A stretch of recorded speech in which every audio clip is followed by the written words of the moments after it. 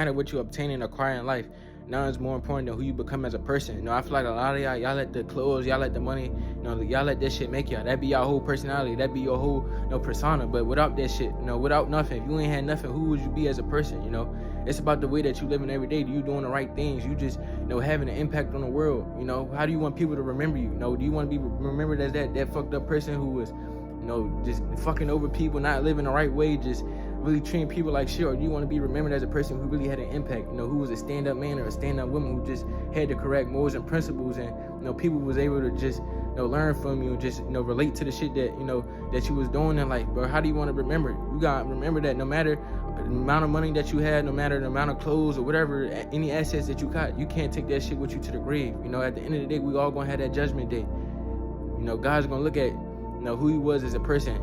How was you living? He's not going to look at the shit that you obtain and acquire in life. He's not going to look at the clothes and how much money you had. He's going to look at who you were as a pure person.